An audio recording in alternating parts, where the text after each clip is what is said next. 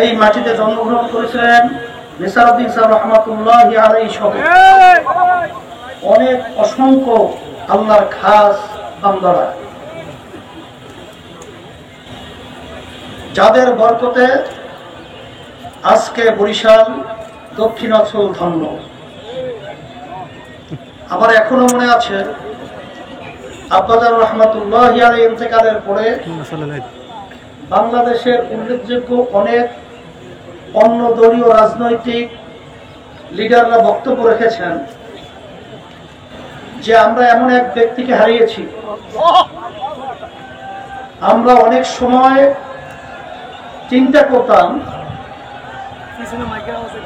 মাইকের দিকে শব্দ হয় না, মানে ডান দিকে শব্দ হয়, বিভিন্ন ধরনের বালা মুসিবত, বিভিন্ন ধরনের আল্লাহর পক্ষ থেকে যখন গজব বন্যা আসতো, তখন আমরা মনে করতাম যেহেতু দক্ষিণ অঞ্চলের ভিতরে আল্লাহর খাস বান্দা, আল্লাহর খাস অলিরা রয়েছে, যার কারণে বড় ধরনের কোনো বন্যা আমাদেরকে আঘাত করবে না।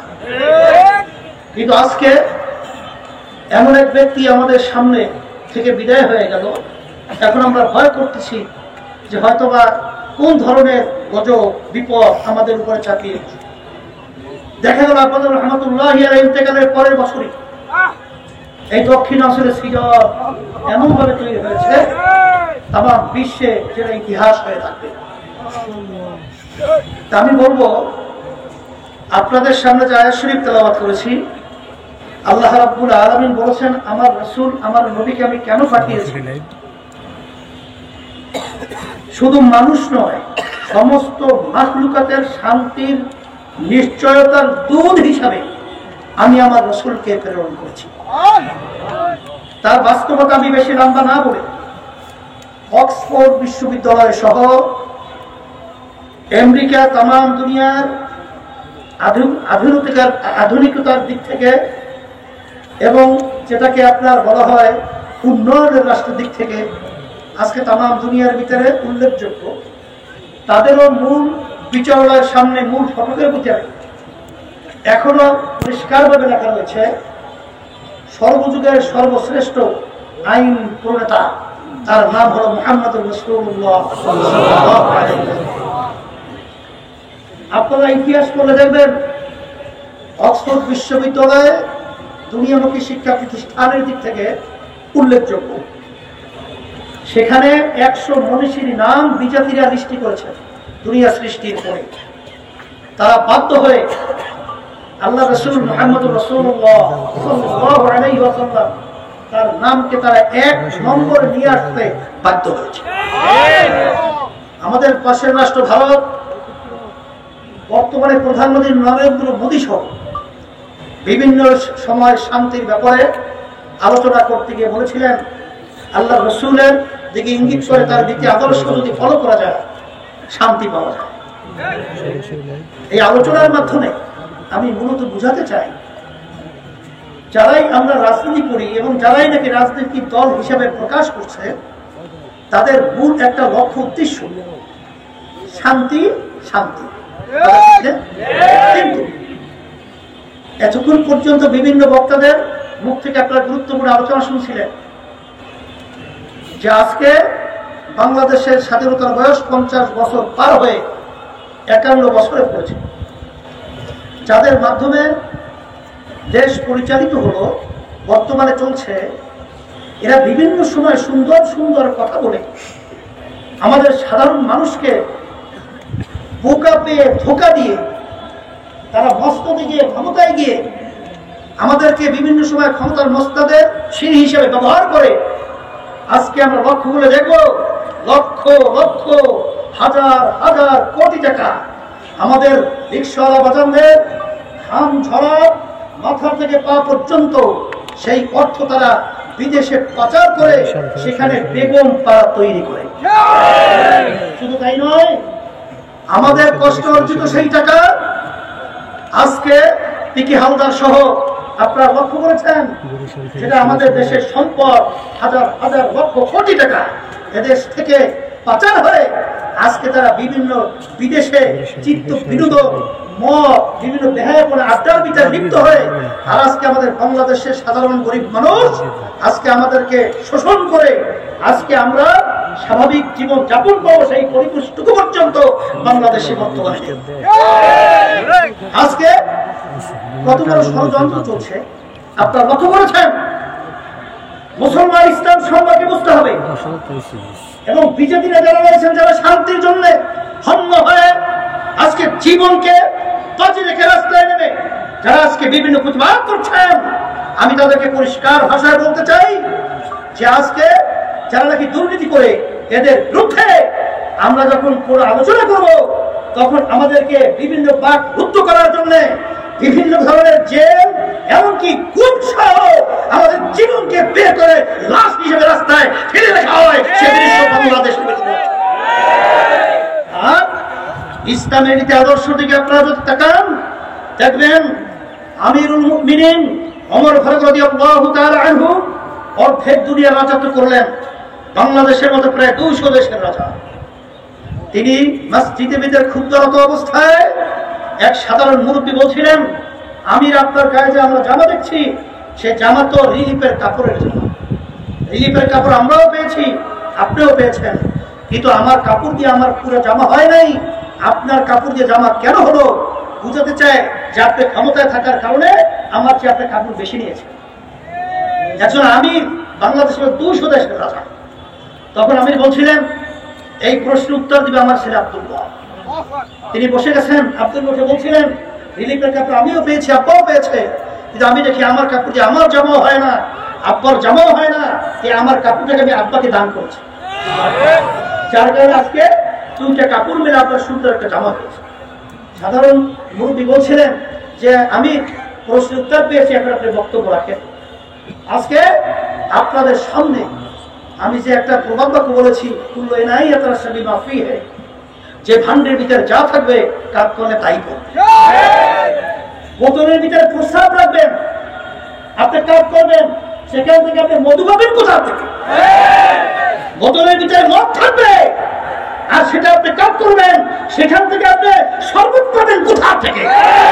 আজকে যারা দেশ পরিচালনা করছে স্বাধীনতার পর থেকে এদের ইতিহাস যদি আমরা দেখি, ইতিহাস যদি আমরা পড়ি, দেখি এদের ভিতর থেকে সামনে মাকাল ফলের মতো ভিতরে সবচেয়ে অশান্তি আগুন, জুলুমের আগুন, মিথ্যার আগুন, সর্বশয়তানি আগুন ভিতরে শান্তি কোথা থেকে পাবে?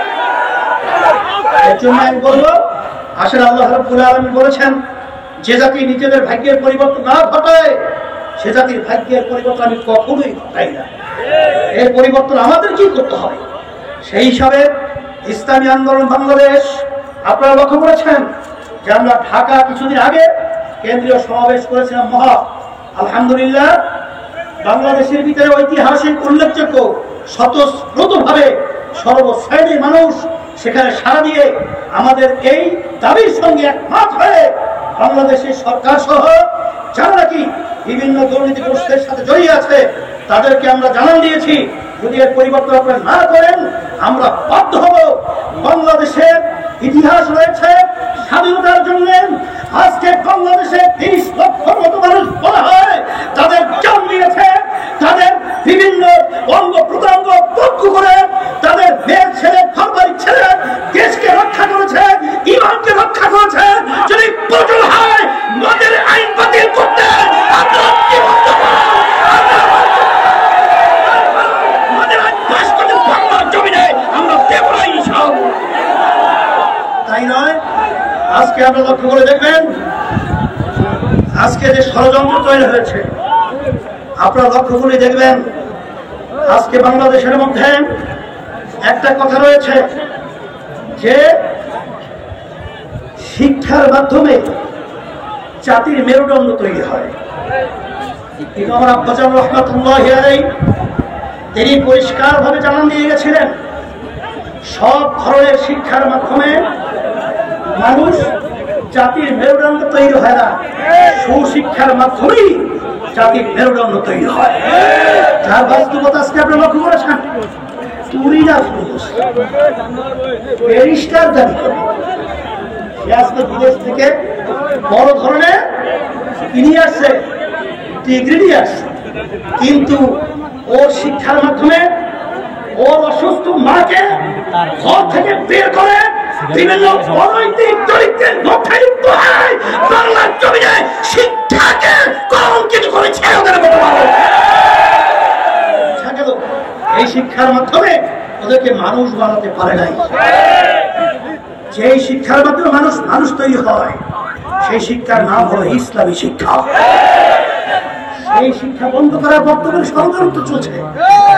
আজকে একটু আগে আপনারা শুনছিলেন যে আজকে যে শিক্ষামন্ত্রী রয়েছে দীপু মনি, তার ইতিহাস জানেন? তার ভাই বন্ধু সহ তার সমস্ত আত্মীয় স্বজনের ব্যাপারে ইতিহাস জানেন? সব দুর্নীতির গ্রস্ত, সেই পাশ থেকে আসছে, আমি সব জেনে আসছি। সব কথা তার মাইকে বলাও যায় না, এত খেদিত ব্যাপার। আজকে ক্ষমতা পেয়ে আজকে শিক্ষা থেকে, সিলেবাস থেকে, পাঠ্যসূচি থেকে ইসলামী শিক্ষা বাদ দিবে, সেখানে নাস্তিকতা, দারুণের বিবর্তন নীতি, যেটার মাধ্যমে মানুষ নাস্তিক তৈরি হবে আর সেই বাচ্চাদেরকে শিখিয়ে নাস্তিক বানাবে, এই পরিকল্পনা কখনোই বাংলাদেশের মানুষ, বাংলাদেশের মুসলমান, বাংলাদেশের ওলামারা, বাংলাদেশের নামাজি কোন মানুষ বাস্তবায়ন করতে দেবে না। আমরা দেখেছি আমার আব্বাজান রহমাতুল্লাহ আলাইহি বলতেন বাংলাদেশের জাতীয় পাখি দোয়েল পাখি, এতে দোয়েল পাখির কোনো ইজ্জত বাড়ে নাই, কত গাছেই রয়েছে, বাগানেই রয়েছে, কথা ঠিক না ঠিক?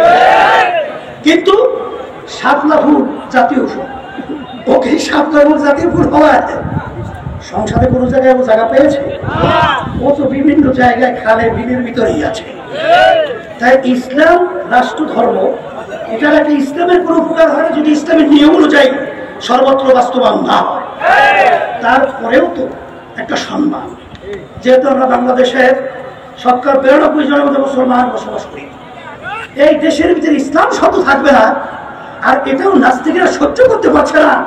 সংবিধান থেকে পরিবর্তন করবে, এই ইসলাম শব্দ পরিবর্তন করবে, ইসলামের দিকে চোখ তুলে তাকাবে, আর আমরা বসে বসে দেখবো আঙ্গুল দিয়ে সোজা করে চোখ ফিরে।